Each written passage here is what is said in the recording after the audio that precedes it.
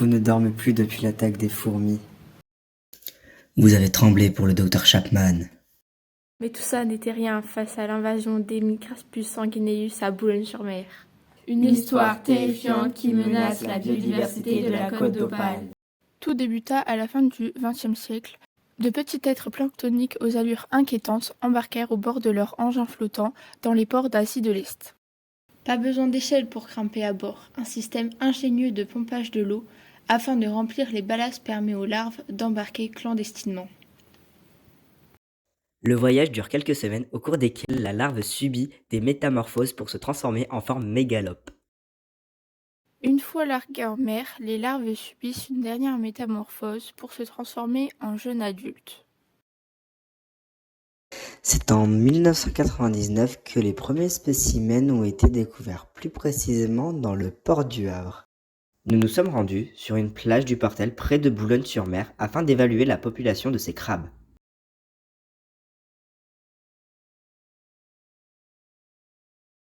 Mon nom est Hemigrapsus sanguineus, mais vous pouvez m'appeler Graps sanguin. On me reconnaît grâce à ma carapace plutôt carrée, mon front lisse, 3 dents sur les côtés du céphalothorax, des jolies pattes rayées et, chez nous les mâles, un morceau de chair au niveau des pinces. Beau gosse, non ?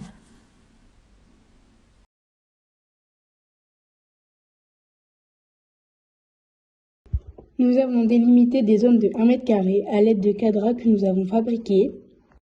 Nous avons ensuite compté les crabes sur plusieurs sites de la plage.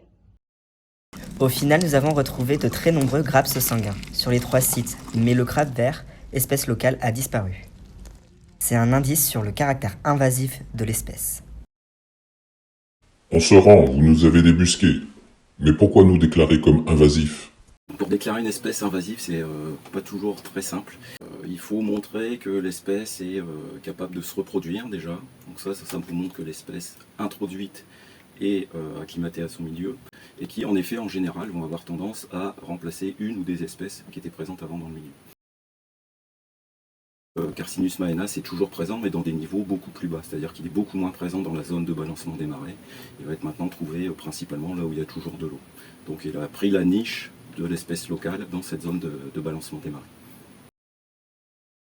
Ce qu'on ne sait pas exactement, c'est la pression que cette espèce-là va avoir en tant que prédateur sur l'ensemble des organismes. Alors on sait que ce crabe introduit va quand même avoir une influence sur les moules, puisque ça va manger beaucoup de juvéniles de moules a priori. Donc ça pourrait diminuer ensuite la proportion d'adultes dans les bancs de moules par exemple, mais on n'a pas de preuves quantifiées de ça. Et en plus, vous savez qu'actuellement il y a beaucoup de choses qui jouent sur la diversité, que ce soit en terrestre ou en marin, avec le changement global, etc. Et donc il y a tellement de facteurs qui jouent en même temps qu'on est assez peu capable de dire si c'est l'arrivée d'une nouvelle espèce, si c'est la modification des températures ou des tempêtes, etc.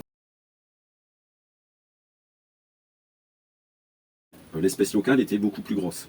Donc quand un oiseau dépensait de l'énergie pour prendre une proie, elle gagnait beaucoup d'énergie.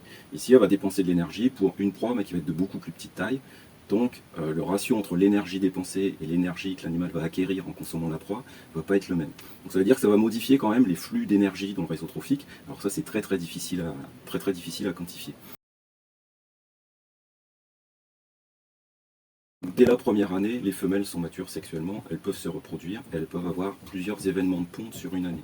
Alors que chez l'espèce locale, il faut 2 à 3 ans pour une femelle pour être mature, et en général, il y a parfois 2 événements de ponte avec moins d'œufs. Ça veut dire que la pression du nombre de larves chez l'espèce introduite est vraiment très importante par rapport à l'espèce locale, et ça c'est une des explications qui est avancée pour le succès de l'implantation de cette espèce.